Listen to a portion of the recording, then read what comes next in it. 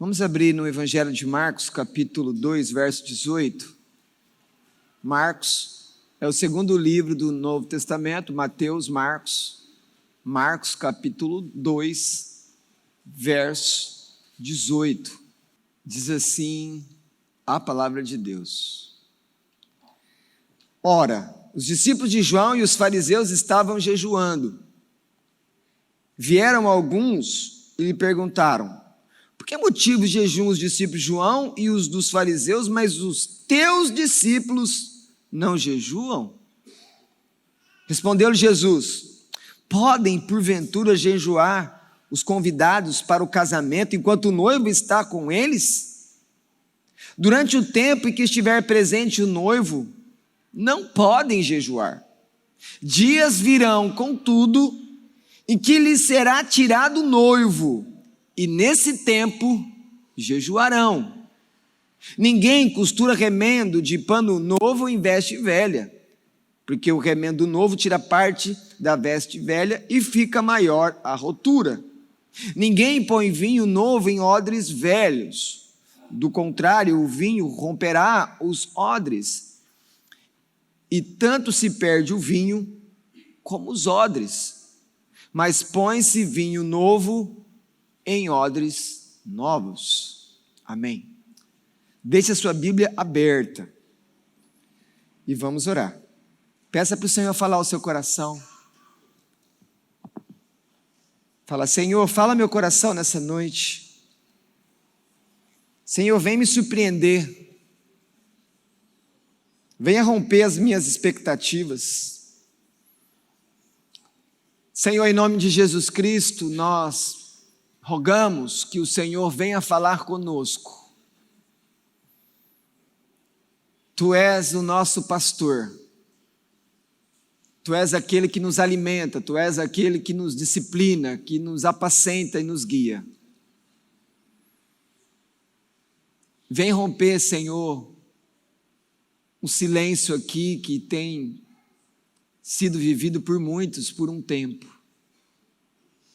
Vem nos alimentar, vem nos corrigir, Senhor, vem nos alertar de ações perigosas, de pensamentos errados, e principalmente, Senhor, vem abrir os nossos ouvidos para que não continuemos enganados quando temos um pensamento errado sobre o que é a verdadeira religião com o Senhor. Ó Deus, fala com a Tua igreja, fala com todo aquele que entrou nesse lugar para Te honrar. Nós pedimos em nome de Jesus, Pai. Amém. Podeis sentar?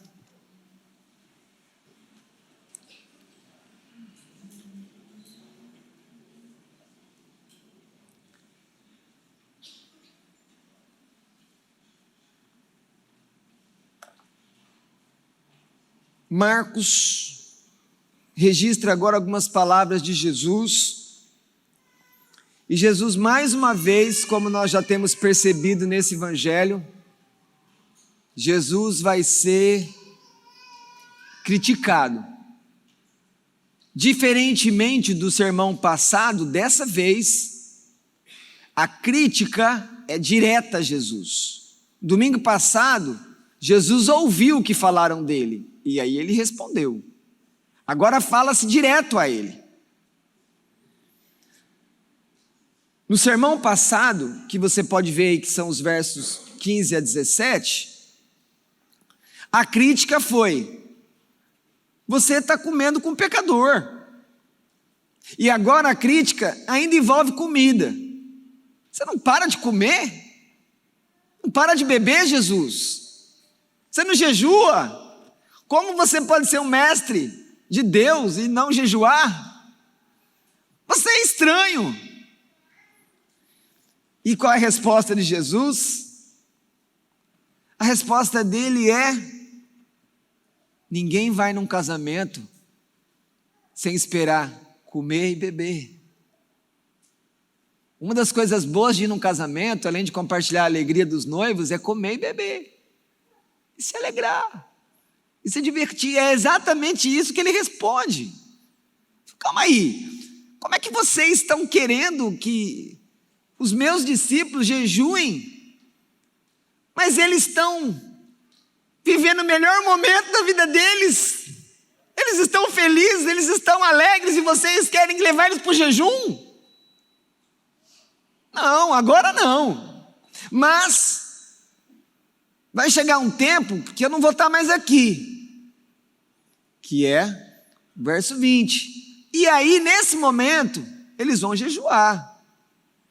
E aí, então, Jesus conta ali duas parábolas, versos 21, verso 22. Um é a parábola, podemos falar aí, a parábola da costureira, a roupa velha, né? As roupas que a gente leva para os alfaiates e costureiras para corrigir, para costurar. E depois, a parábola do vinho, dos odres. Mas, voltando aqui, Jesus então responde, fala, como é que eu vou jejuar? Como é que eles vão jejuar se eles estão vivendo um casamento? Para você entender o que Jesus está falando aqui, você tem que pensar, como é que você fica num sábado, quando você está olhando para essa noite, você diz, hoje eu tenho um casamento para ir. Como é que você fica? Bom, se você agir conforme Deus espera de você, você vai ter uma boa expectativa, né? Vou comer bem sem ter que gastar, vou beber algo que eu gosto, vou colocar uma roupa bacana, vou levar os filhos ou vou sem os filhos, vou encontrar os amigos, vou poder me sentar sem ficar preocupado com o relógio, porque no outro dia é domingo. Então, para você entender a resposta de Jesus, você precisa pensar como alguém que está indo para um casamento. Queridos, se tinha uma coisa em Israel que tinha o poder de fazer até os mestres da lei, os rabinos, pararem os seus ensinos, era, vai ter um casamento. Ele falava, olha, vamos suspender então o nosso jejum esses dias, nós vamos para o casamento, depois a gente continua estudando a Torá, porque a nossa vida é muito dura, e nós precisamos nos alegrar com os noivos, e vamos lá, porque esse casamento aí só vai durar 7 dias. Os casamentos naquele tempo duravam 7 dias, e tem pessoas hoje casando e nem fazendo a festa de um dia só, de uma noite.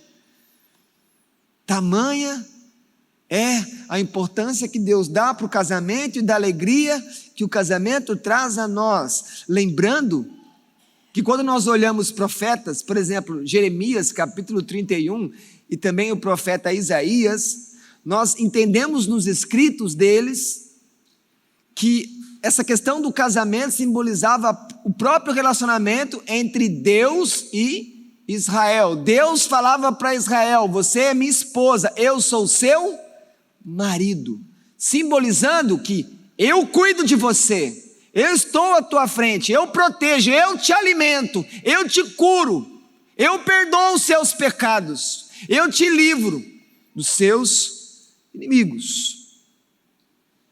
Mas esse casamento que Jesus está falando aqui, ele é um casamento diferente, porque quem é o noivo desse casamento? Olhem para o texto, olhem para o verso 19 e respondam para vocês mesmos.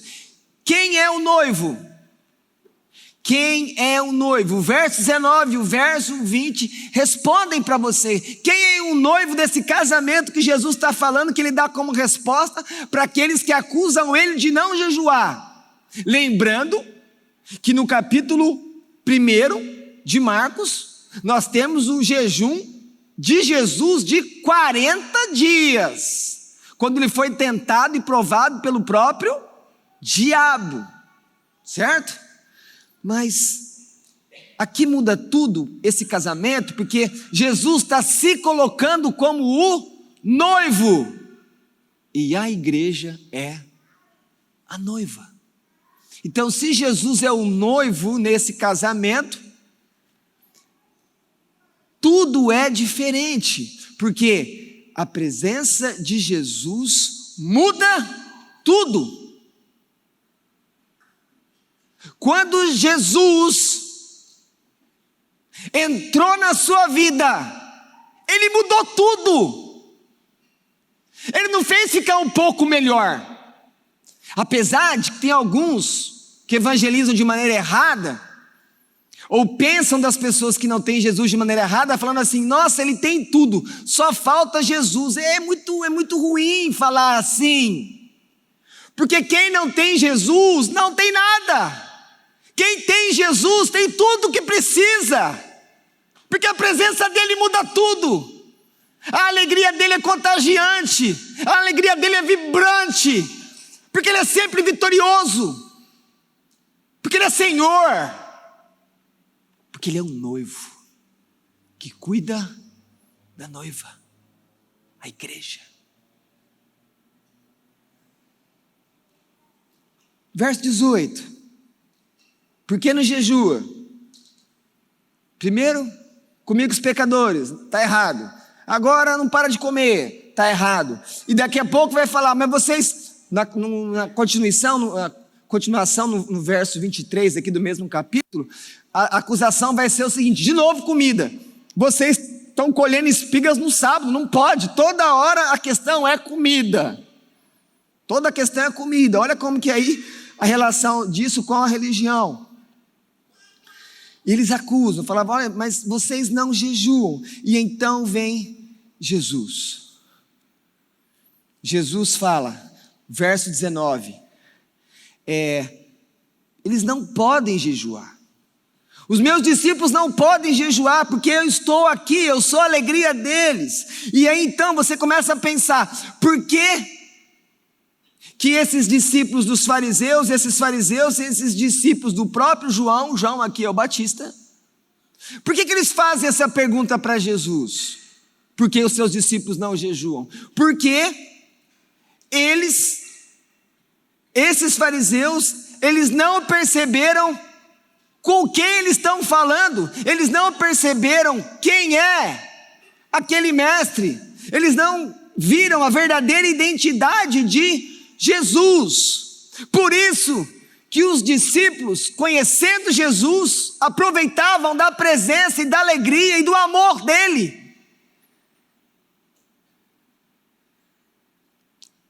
Será que você me ouve aqui nessa noite? E você é como aqueles que fazem a pergunta?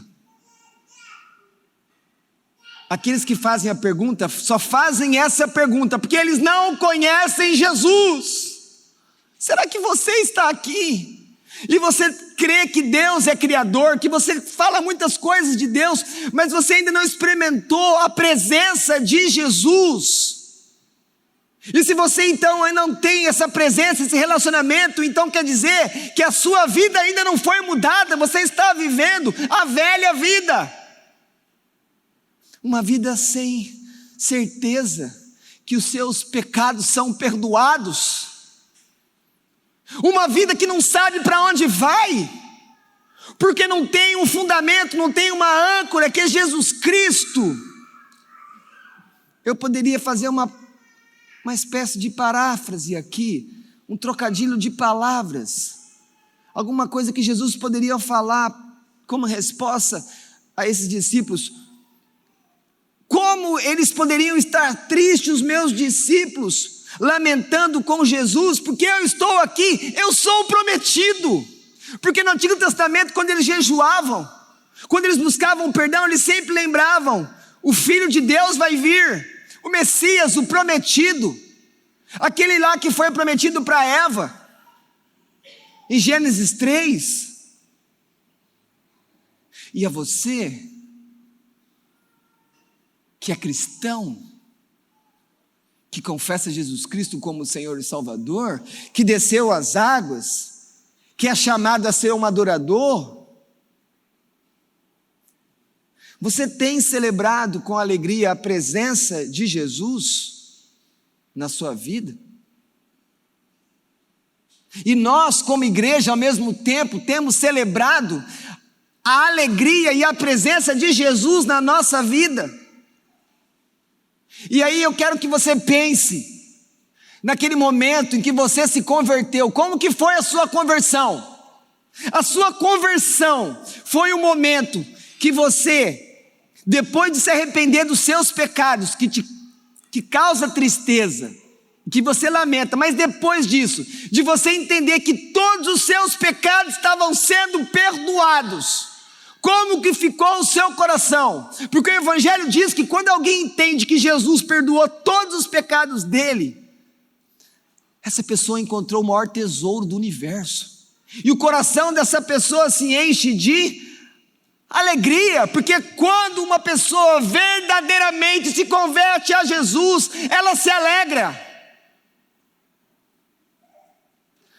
Mas será que semana após semana você não se acostumou?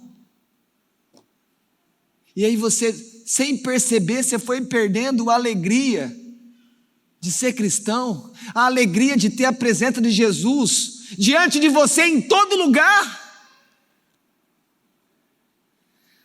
Então, Deus tem uma queixa contra nós, a igreja, nessa noite.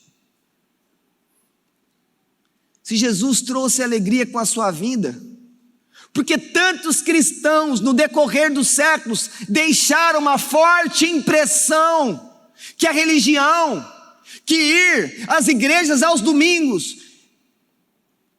e que se relacionar com o próprio Deus são as partes mais chatas da vida, monótonas, como se tivéssemos que ir à igreja, se relacionar com Deus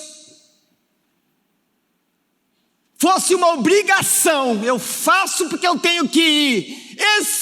Essa não é a religião da Bíblia. Não é assim que vive alguém que Jesus mudou. Não é. Por isso que é uma queixa. Como é que nós podemos ter o maior tesouro do universo e muitas vezes passarmos uma imagem para as pessoas que não conhecem Jesus, que é duro, que é difícil estar na igreja todo domingo, que é difícil seguir Jesus, como se a gente estivesse esvaziando do nosso relacionamento com Deus, da nossa alegria. Essa é a queixa de Deus contra você. Agora, se você tem se deleitado em Deus, se você tem se alegrado, e se alegrar em Deus e celebrar a presença de Jesus, não quer dizer que você não vai sofrer, não quer dizer que você não vai ter momentos difíceis, mas até se você tem a presença de Jesus, nesses momentos difíceis, você se apega mais ainda nele, porque ele está com você, ele é por você. Você já pensou como que eram os cultos logo depois que Jesus voltou para o céu? Já parou para pensar nisso? Primeiro, os cultos eram feitos em casas, nas casas daqueles que tinham um lugar, um cômodo um pouco maior, geralmente cozinha, e ali se reunia uma parte da igreja. Então existiam várias casas em Jerusalém, e nessas várias casas eles cultuavam a Jesus Cristo, cultuavam a Deus. E se tem uma coisa que esse povo celebrava, mesmo que eles soubessem, e muitos ali tinham visto o Senhor Jesus subir aos céus, conforme diz a Escritura no livro de Atos, eles celebravam o culto com uma expectativa, porque eles viviam, Jesus vai voltar, ele falou que ele vai voltar, os anjos falaram que ele vai voltar, eles viviam com alegria, com expectativa. Era assim que viviam os primeiros crentes. Então o cristianismo esqueceu a sua origem.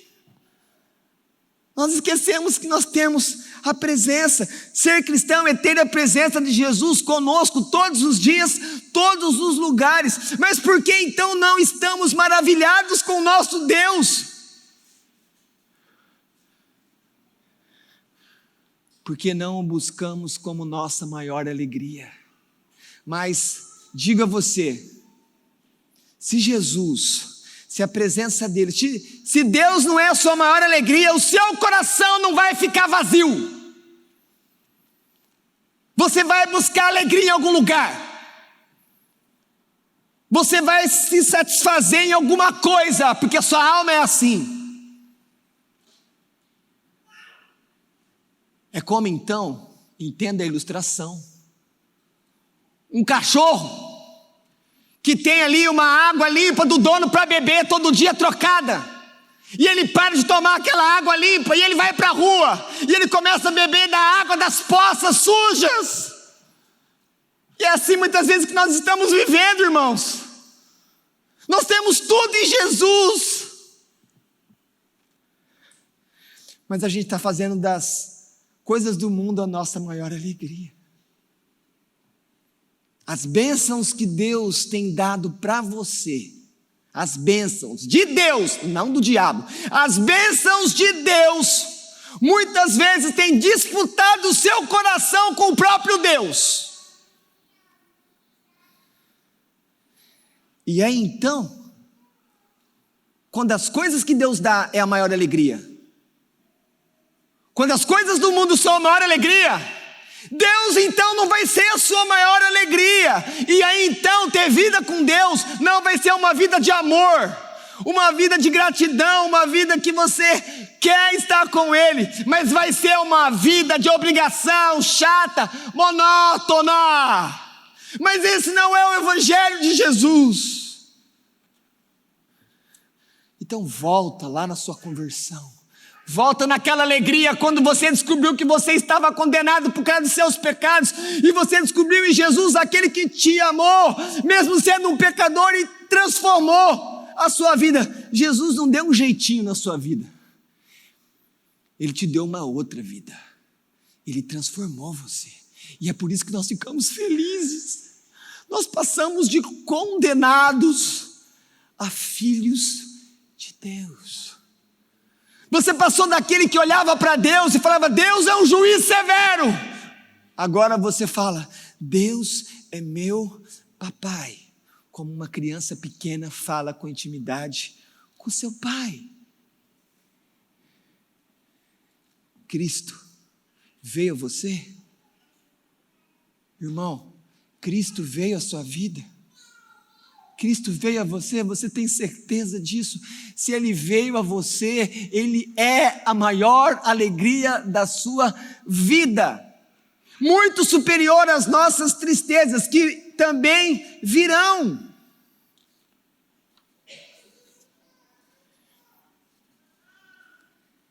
E então, nós chegamos ao verso 20. Jesus estava respondendo então que a minha vinda trouxe alegria, a minha vinda trouxe contentamento. Eu dou contentamento para a sua alma, eu satisfaço você de verdade. Mas aí então vem o verso 20, porque no 19 ele fala: meus discípulos não vão jejuar, você vai ficar sem comer no casamento? Não, você come, e come muito. Mas então chega o verso 20, dias virão contudo que será tirado o noivo, aí você jejua. O que é isso? Primeiro, esse dias virão quer dizer, vai chegar um tempo, vai ter um tempo na vida dos discípulos de Jesus. E quando fala que dias virão, quer dizer, por um ato soberano de Deus, vai começar um tempo para os discípulos, não só aqueles, mas para os outros, em que Jesus não estará mais presente fisicamente, como estava naquele momento. E aí você vê a expressão, olha a expressão forte: será tirado o noivo.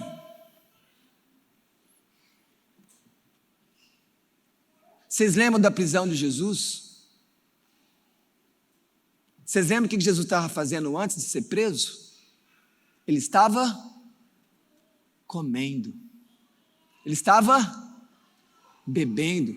E a Escritura diz que quando ele mandou os discípulos prepararem aquela Páscoa, segundo a própria lei de Moisés, onde ele institui a ceia dele, que é a ceia do Senhor, a Bíblia diz que ele estava com extrema expectativa e alegria de comer e beber com os seus amigos, com os discípulos.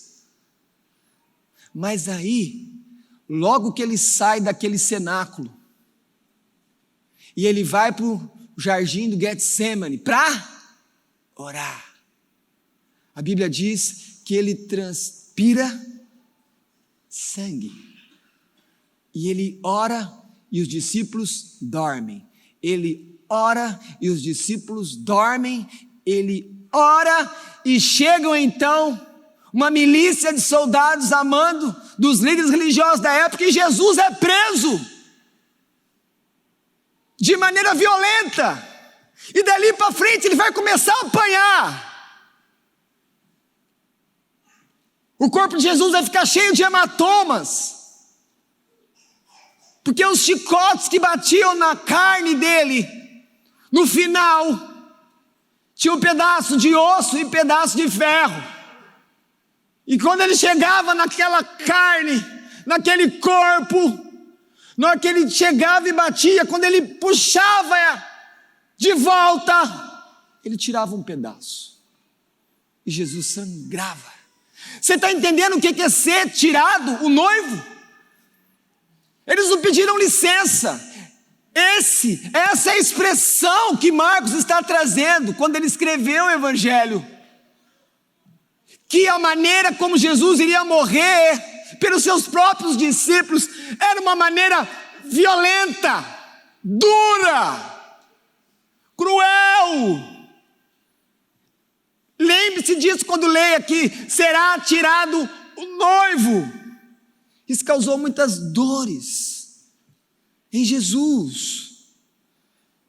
Mas em seguida ele diz, e nesse tempo, que tempo? Nos dias que vão vir, no futuro então, depois vai voltar a jejuar. Quando é que eles vão voltar a jejuar? Quando Jesus volta para o céu. Mas aí tem uma questão, alguns defendem que o jejum ele estava circunscrito ao judaísmo, e que agora, como em Jesus Cristo o reino de Deus chegou, a alegria chegou, a presença de Deus veio, e quando Jesus volta ao céu, o Espírito vem, para que não fiquemos órfãos. Por isso que nós temos essa relação íntima com Jesus. O Espírito Santo habita naqueles que creem em Jesus. Mas, então nós precisamos pensar e responder, nós temos que jejuar ou não? Ou jejuar era só para o Antigo Testamento? Jejuar é uma prática cristã do Novo Testamento? Porque se o reino chegou, por que jejuar? E se tenho que jejuar, o que mudou do jejum do Antigo Testamento para o jejum do Novo Testamento? E qual é o verdadeiro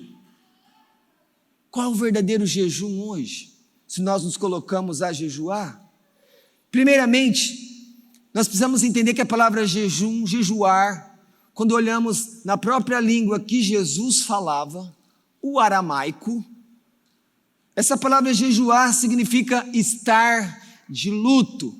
Quando você olha nos livros, por exemplo, de Esdras, Neemias, Isaías, quando você vê aqueles textos, que até foram enviados para vocês algumas semanas atrás, que fala deles levantando um jejum solene com toda ali a nação, com todos aqueles que estavam envolvidos. Eles queriam o quê? Fazer o quê diante de Deus? Se humilhar diante de Deus. Eles queriam lamentar diante de Deus. Eles queriam uma vida nova diante de Deus. Eles queriam uma conversão de Deus. Então o jejuar indica lamento e essa necessidade de conversão. Na lei de Moisés existia uma única vez que Deus dizia para o povo, você deve jejuar, que era quando tinha o dia da expiação, quando havia uma cerimônia, um ritual com 2 bodes, um bode era sacrificado pelo pecado do povo, e o outro bode chamado emissário era enviado para o deserto para que o povo olhasse para aquele bode indo embora e lembrasse, dos teus pecados não me lembrarei, eu esqueço as suas culpas, depois que eu perdoa os seus pecados. Mas o outro bode que ficava, o expiatório, ele tinha o seu sangue derramado, prefigurando o sangue do Cordeiro, que é Cristo. Então era o único dia que eles tinham a obrigação de jejuar. Era um dia onde eles buscavam o perdão de Deus como nação. Para os judeus do Antigo Testamento, eles jejuavam do amanhecer até o pôr do sol. Quando o sol se punha, eles então voltavam a se alimentar. Mas, e aqui você vai começar a entender a batalha de Jesus com os fariseus. Os fariseus mudaram o jejum da lei, transformando o jejum no ato para mostrar que eles eram religiosos. Os fariseus pegaram o jejum e quiseram fazer dele um instrumento para mostrar, nós jejuamos. Ou seja, eles jejuavam, querendo mostrar que eles tinham méritos mais que os outros. Eles não jejuavam mais para Deus, eles não estavam jejuando buscando uma mudança de vida. Por isso que eles são criticados por Jesus. E o jejum, quando eles faziam, quando tem aquela parábola que Jesus conta do publicano e do fariseu, o fariseu fala o quê? Eu jejuo 2 vezes por semana. Virou obrigação, virou algo tradicional, já não era mais algo que buscava Deus de verdade, buscava mudança de verdade. Eles jejuavam para si mesmos. Quando nós olhamos o livro de Atos, capítulo 13, quando o próprio Saulo e Barnabé vão ser enviados, o que a igreja faz? Jejua, buscando direção de Deus. E aí o Espírito Santo mostra Barnabé e Saulo para a missão que eu os tenho chamado. Continuando, na igreja primitiva, a igreja tinha o costume de orar às quartas e às sextas. E aí vocês podem perguntar, por que eles marcaram dias? Por que eles marcaram quarta e sextas? Porque era uma maneira de não jejuar nos dias que os fariseus jejuavam na época, que eles não queriam ser confundidos com eles. Falou assim, não jejua no dia dos fariseus, vamos jejuar em outros dias para mostrar que nosso jejum é diferente do deles. Jesus falou de jejum no Sermão do Monte, capítulo 6, versos 16 e 18, e o que ele mais falou aqui se encaixa perfeitamente naquilo que os fariseus buscavam, se aparecer. Você conhece algum crente que gosta de se aparecer? Jesus é contra ele. Toda vez que eu e você começarmos a querer nos aparecer, falando daquilo que nós fazemos, ou falando daquilo que Deus nos usa para fazer, nós estamos sendo parecidos com fariseus. E Jesus sempre combate fariseus. Não é essa a verdadeira religião. Nós chegamos por fim, queridos, aos versos 21 e verso 22. Ninguém costura remendo de pano novo em veste velha. Isso aqui as mulheres, os costureiros vão entender, às vezes, melhor do que nós. Mas, deixa eu dizer uma coisa para vocês. O que Jesus quer dizer quando ele fala? Não pega um pano novo e põe numa roupa velha. Não pega um vinho novo que ainda não foi fermentado e põe numa botija, numa odre ali, algo que foi feito com o próprio couro, né? O intestino ali, o estômago de um animal que foi costurado e virou uma botija, virou uma espécie de vasilha. Não faça isso se essa botija, se esse odre, como diz aqui, for antigo. Se colocar o vinho novo, vai explodir, não vai aguentar a fermentação. Por que Jesus está contando isso logo depois de falar de jejum e olhando para um povo que não entendia quem ele era? E aqueles discípulos estavam vivendo o quê? O judaísmo. Queridos, o evangelho não é uma continuação, o evangelho não é a atualização do judaísmo. O evangelho é o cumprimento daquela promessa que o próprio Deus fez para Eva no capítulo 3, verso 15 de Gênesis. É a promessa que foi feita para Abraão em Gênesis 12. É a promessa que foi feita para Davi quando começa a dinastia davídica, de onde virá o próprio Senhor Jesus. O papel da lei de Moisés foi conduzir Israel pela mão, como um pedagogo, como uma professora numa escola, numa creche, pega uma criança pequena e conduz ela pela mão. Mas quando as crianças ficam maiores, a gente fala e elas obedecem o comando, não precisa mais pegar na mão. E agora então Jesus chegou. Então a lei já não tem mais aquela finalidade que tinha antes.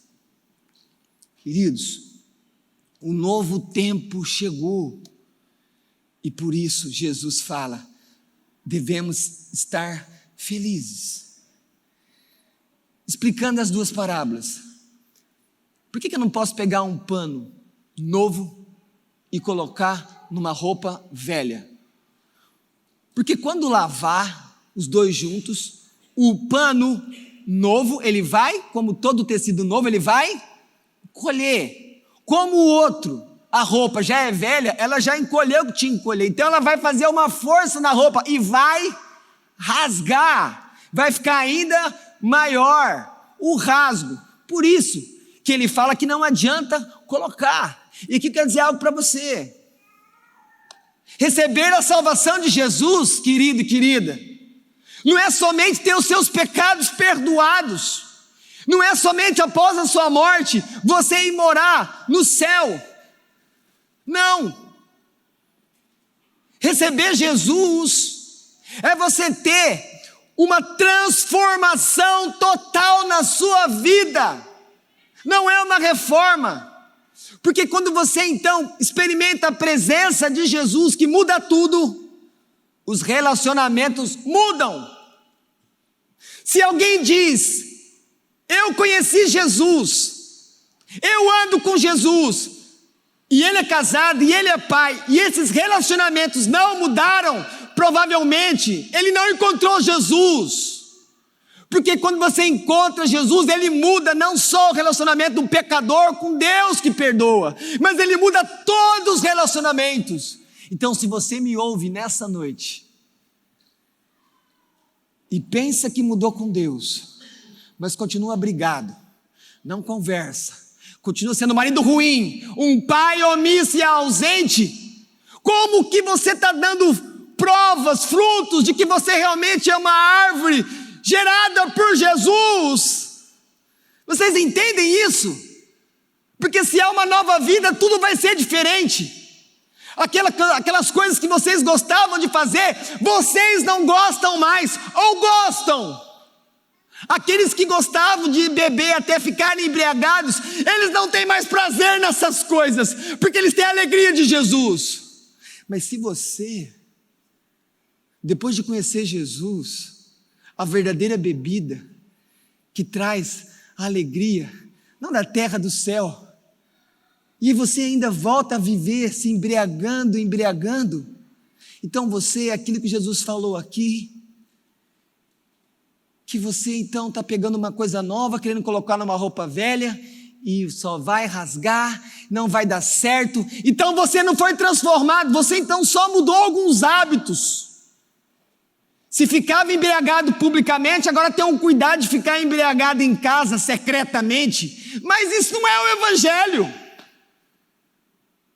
Porque o Evangelho muda você no lugar mais secreto da sua vida, lá dentro da sua mente, seus pensamentos mudam. A maneira como você olha para as pessoas muda.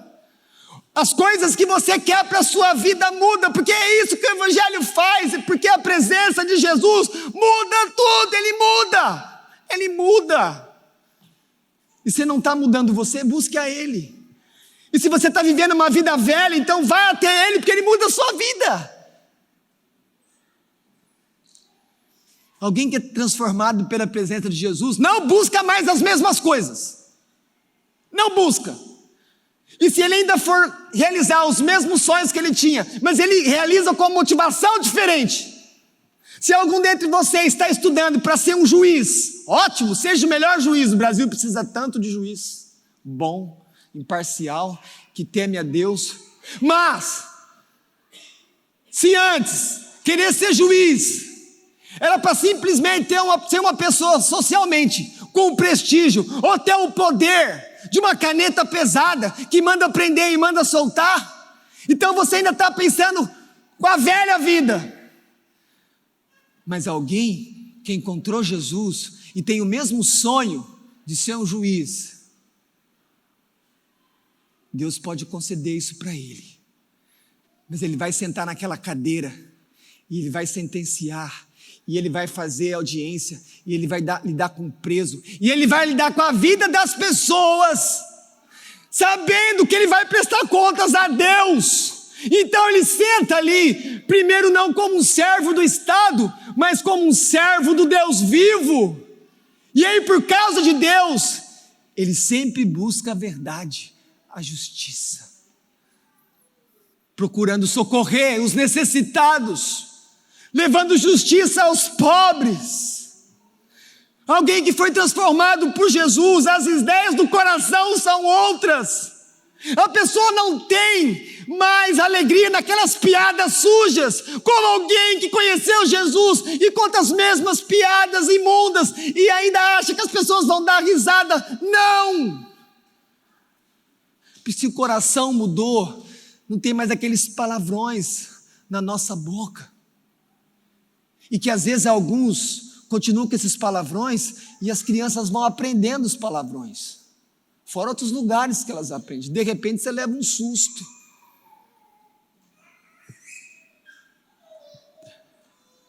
Portanto, a sua antiga vida e a vida nova que Jesus te deu não se misturam, são irreconciliáveis. É como se você olhasse para a política e pensasse alguém de direita e alguém de esquerda. Eles não se misturam nas suas ideias políticas, eles têm pensamentos ideológicos diferentes. E é bom que haja diferença, para que possa prevalecer aquilo que é melhor, quando a gente pensa em coisas diferentes. Mas o que Jesus está dizendo aqui, fala assim: olha, fariseus, vocês não vão poder vir a mim, receber perdão de pecados e continuar com essa lei de Moisés. E esse foi o problema da igreja de Gálatas, que Paulo teve que escrever para eles. Eles receberam Jesus, eles amaram Jesus, o evangelho. De repente, eles estavam aperfeiçoando, tentando continuar crescendo em santidade com Deus, na própria força. Paulo fala, na carne, porque na carne eles tinham esquecido que não era por guardar a lei de Moisés, mas era dependendo todo dia da graça de Deus. Será que você em algum momento não esqueceu de depender todo dia da graça de Deus? E aí você começou a mudar os planos, aquilo que você tinha quando você converteu, começou a ser soterrado por pecados, por negligência, por se afastar da presença daquele que mais te ama, que é Cristo. Quando Jesus fala que é um vinho novo em odres novos, ele está dizendo, chegou o novo tempo, então o jejum não é mais o mesmo. Porque se no Antigo Testamento o jejum estava ligado somente à questão da tristeza e à espera do Messias, hoje o jejum tem a ver com libertação. Mas olha como que eu vou falar para vocês, parece estranho.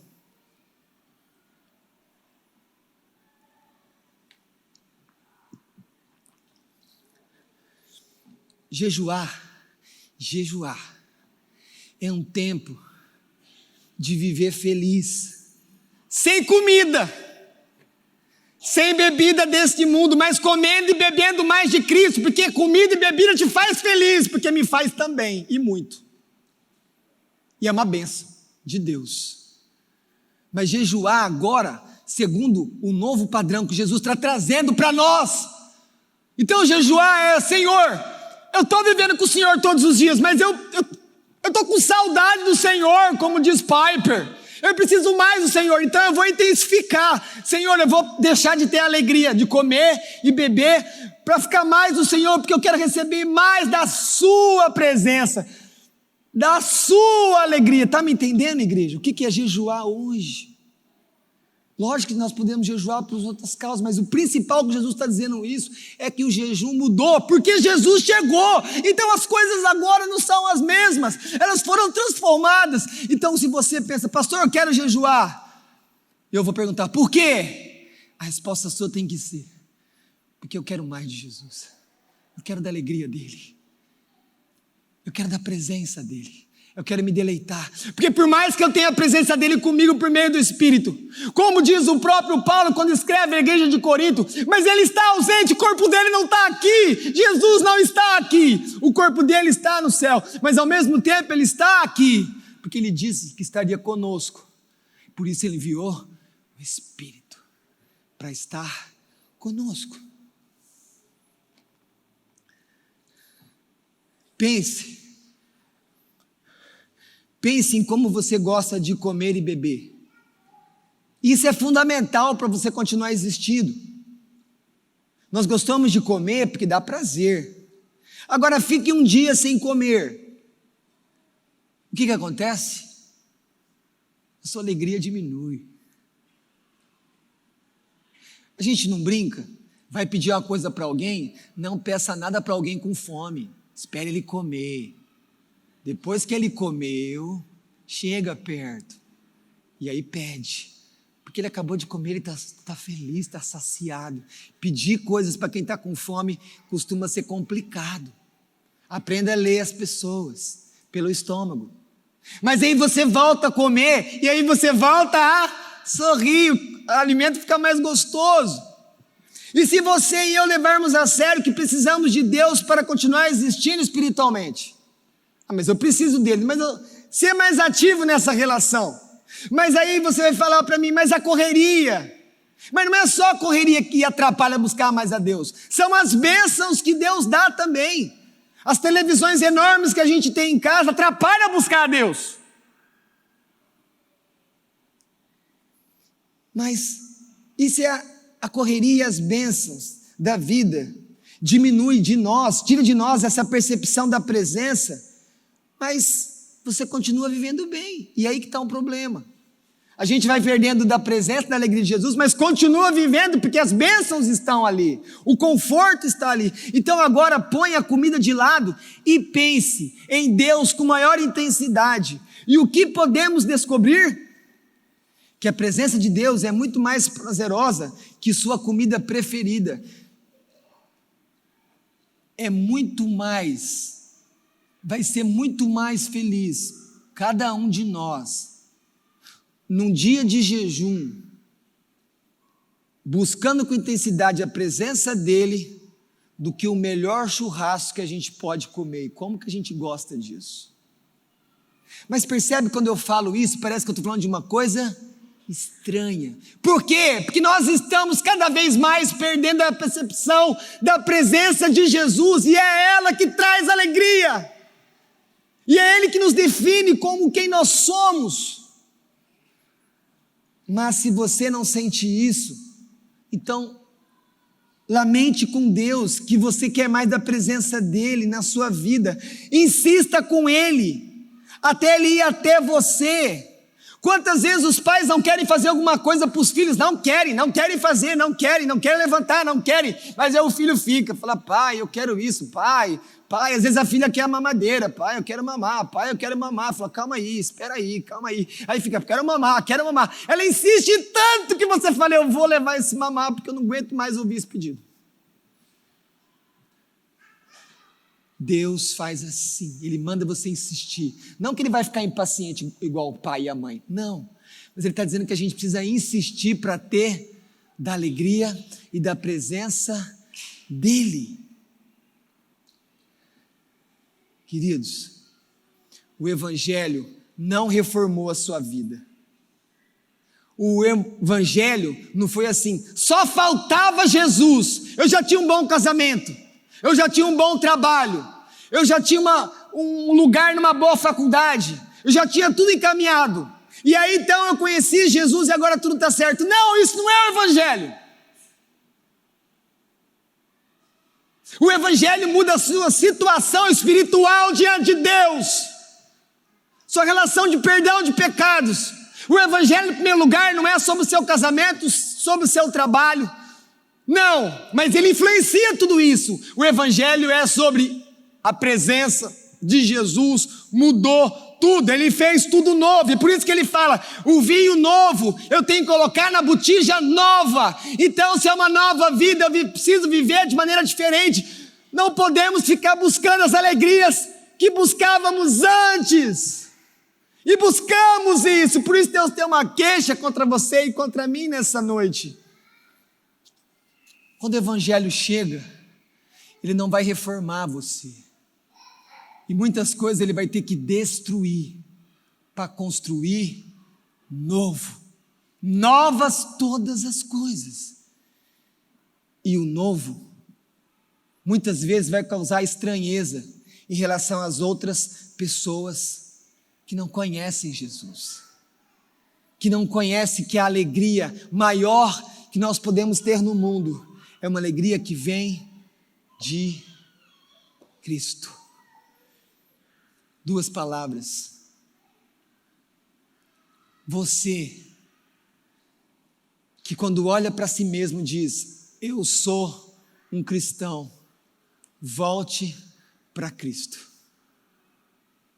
Não continue sendo enganado pelo conforto, pelas coisas boas, de que isso são as melhores coisas que Deus tem para você, porque não é. Cristo é a sua maior alegria. Volte para Cristo, volte para Cristo. E você que me ouve, por mais que você possa vir nessa igreja, por mais que você creia que Deus existe, mas se você olha para a sua própria vida e você percebe que Jesus não é aquele que transformou, não melhorou, não é curar, não é cuidar de algumas áreas, mas se Jesus não é aquele que transformou você de dentro para fora, nessa noite, busque Ele, busque a presença dEle, até que Ele venha na sua vida e você mude. E você então não fique, olha aqui para mim, não fique numa falsa segurança de que aquilo que você pensa de Deus é o suficiente para perdão dos seus pecados e para que você esteja reconciliado por Deus, porque só Deus pode fazer isso, o Evangelho mostra. Então desiste dos seus pensamentos nessa noite, me ouça em nome de Jesus. Eu apelo a você, desista dos seus pensamentos. Desista do seu jeito de viver religião. Você só precisa de Cristo, e se Ele vier na sua vida, Ele transforma e faz todas as coisas. Amém.